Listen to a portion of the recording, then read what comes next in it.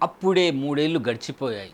కానీ జాహ్నవి కందుల పేరు ఇంకా ప్రతి గుండెల్లో మోగుతూనే ఉంది. ఒక నిర్లక్ష్య క్షణం, ఒక వేగం, ఒక యాక్సిడెంట్, అంతే.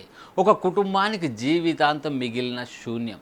ఇప్పుడు సియాటిల్ నగరం $29 మిలియన్ అంటే సుమారు 262 కోట్ల రూపాయల పరిహారం ప్రకటించింది.